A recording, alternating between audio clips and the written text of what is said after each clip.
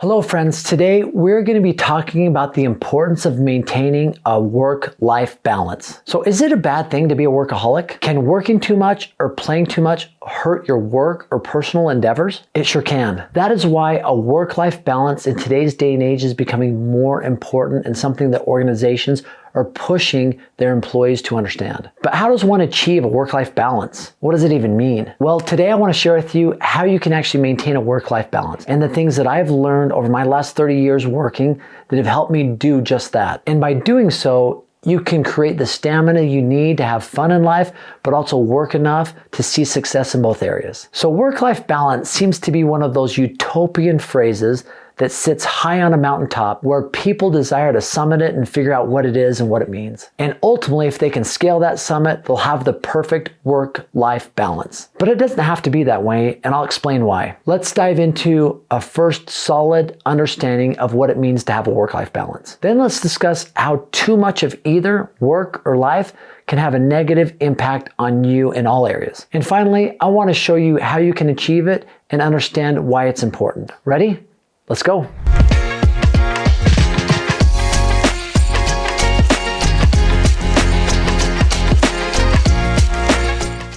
So what does a work-life balance mean? Simply put, it's a balance between life, doing the things you love, that you enjoy, spending with people that you want to be around, and working in such a way that you're seeing results, you're seeing success, you're seeing the fruits of your labors, but one of too much or less of too little, it can throw things out of balance. That's why the word balance is key here, right? Imagine a scale. If you put too much on one side, the other one's going to raise, one comes down, one goes up. We want to look at it with that type of visual imagery on a work-life balance. Now, understand there will come times in your life when just naturally, because of things that are going on in your life, whether your work life or your personal life, where it might come out of balance. However, it's important to be able to bring that balance back up and to shift it. And knowing how is key. Now, everyone might have a different take on this, but having that pendulum balance out is key to seeing the success in both areas of your life, the work life, the personal life. So early on in my career, and I think this is probably the case for a lot of young individuals who are getting started in the workforce,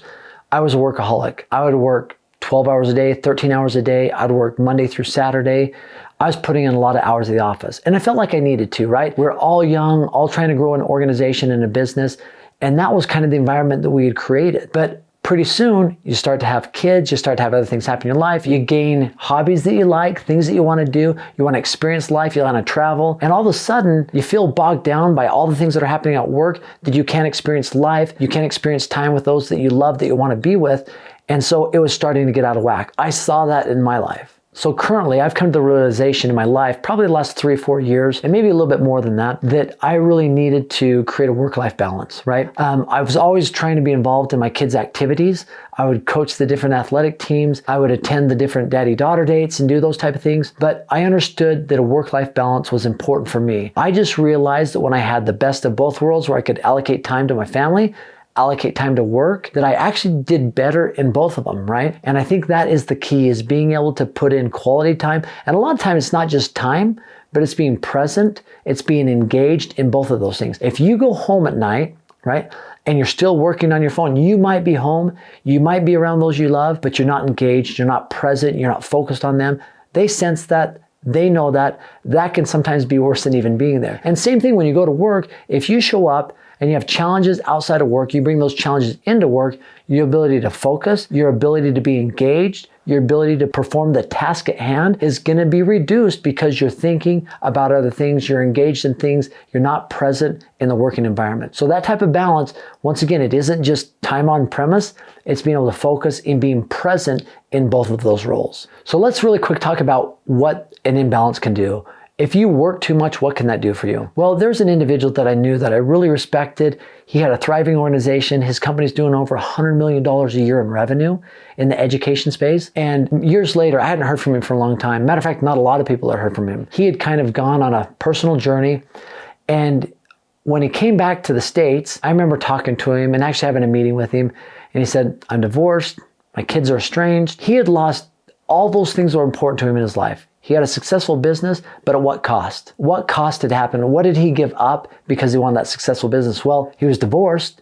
His kids and him didn't get along. Was that really worth it? And I remember thinking, like, I never want to be in that situation. I felt bad for him, and he didn't want to be in that situation. If he could have changed it and did it all over again, he would have done it differently. So that was a good indication for me to start doing things the right way. Now, how can too much fun or too much life impact us, right? A lot of times, if we are just not engaged at work, we're constantly doing things, we're going and having fun all the time, it's hard for us to stay sharp on all the cutting technologies and things that can make our business thrive. A lot of times we might miss out on events, on contacts that can really help our business thrive by not being engaged. So it can have a negative impact on our business. So balance, once again, is key. Also, I've seen where people who have done well, they've built a business, they've sold it, they've got lots of money. For them, even though they don't have to work, I found many of them still work. And why is that? Why do they still work when they don't have to, right? The reason they do, I think they find fulfillment in being involved in something and giving their expertise or their input. That helps them. That helps them feel of value, right? But they still maintain that work-life balance where they're still spending time with the people they love,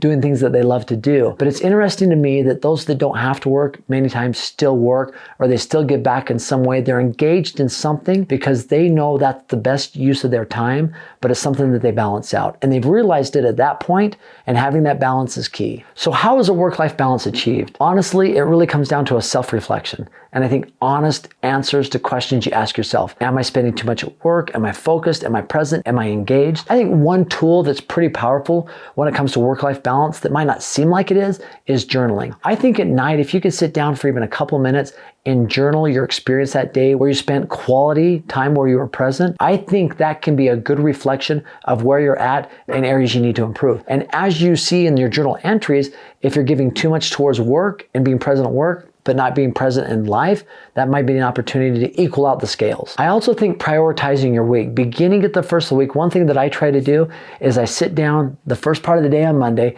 and I'll prioritize my week. I really try to study every single gap in the calendars that I have to make sure that I'm doing things that are productive, both for family, both for work, personal life. And I've got a lot of different things going on in my life right now that if I don't do that, something is going to fall by the wayside. So prioritizing what I do, calendaring it out and making sure that it's on my calendar, that I know that it's happening. And then I review that every day to make sure that is something that I know and I expect is going to happen. Now, as I mentioned, is when you do prioritize, when you have your time, when you know what you're going to do, being engaged, being present is ultimately the key. I remember being at an event one time and the speaker said, you know what? I always like to ask children, hey, how is it having mom or dad home? And he told a story of this young girl who said, I love having my dad at home, but he's always on the phone. Or I've heard that where mommy's always on her phone. Your mom doesn't work. She's always at home with you. Do you love that? She's always on her phone.